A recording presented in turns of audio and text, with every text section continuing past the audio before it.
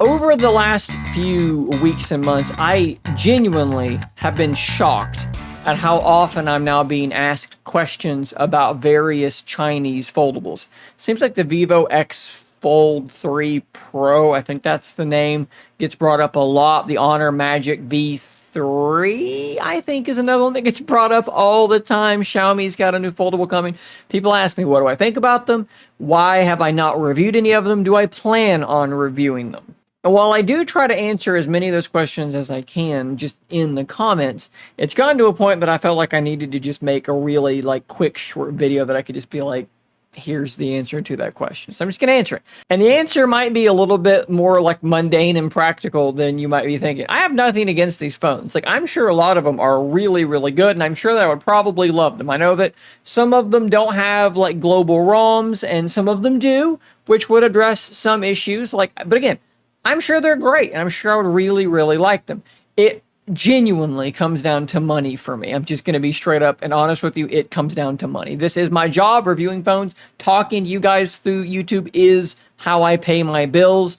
And let's say I was going to review the Vivo X Fold 3 Pro. Let's just go through this. So I've jumped over to Giztop where I could potentially import this phone. So let's say $14.99. Let's just call that $1,500. So I pay that money up front. So now I have to, in order for this to have been really worth the effort, I need to make about $1,500. And that is not a small amount of money. You add in taxes and everything like that, and we're probably closer to $1,600-ish, something like that. So that's already a fairly large hurdle. That's a fairly large investment. Now, here's the other problem.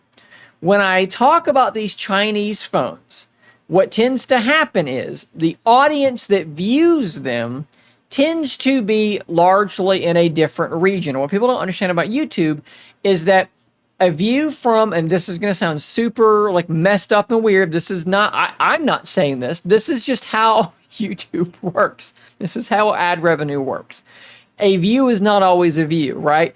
If you have two people that both click on my brand new review of the Vivo X Fold 3 Pro that I imported from Giztop. Two people click on that video. They both watch for 10 minutes. Okay, they both watch 10 minutes. You would think I would earn the same from both of those views, but I necessarily might not if they are in different regions. If viewer number one is in the United States or in the UK, I'm going to earn one amount of money. If viewer two is in India, I'm going to earn less money. Okay, different regions pay out differently. And I'm not going to just show you the direct numbers on this, but I can basically tell you the instances in the past where I have talked about Xiaomi phones or Vivo phones. Even though the views are pretty much the same as my other content, my revenue is literally half or less on those videos, and that is a big deal. Okay, so that hurts me. So I've got to pay back $1,600 to turn a profit.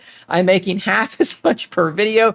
And then there's another aspect of this that is super duper real, because with phones like this, like the Z Fold, a big way that I make my profit, I make my money, is I review it, I talk about it, and then I say, hey guys, there's an affiliate link in the description. If you click it and make a purchase, I'm going to earn commission off of that sale. That's a big revenue source for me. And I don't have affiliate links. Maybe Giztop has affiliate marketing. Maybe that's something that I should just look into. They do have an affiliate program. So maybe this is something that I need to just figure out.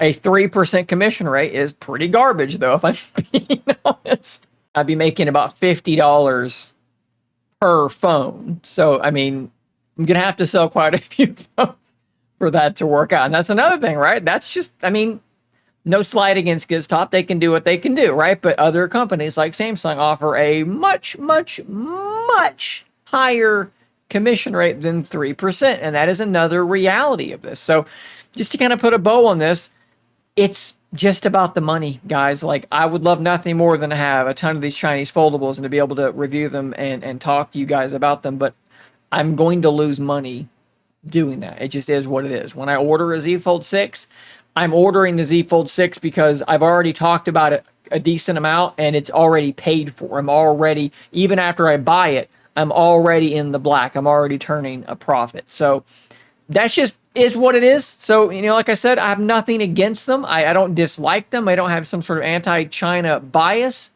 It's just that this is my job and I have to make financially prudent decisions, and that precludes me at this moment from investing in these Chinese foldables. Maybe that changes in the future.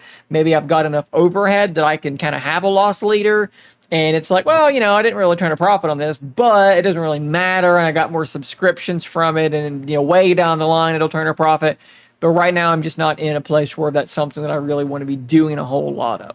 So there you go, guys. Like I said, getting that question a ton, like multiple times a day at this point. So there is the answer to that question, guys. Thanks for watching. I'll see you on the next one. And until next time, stay nerdy, my friends.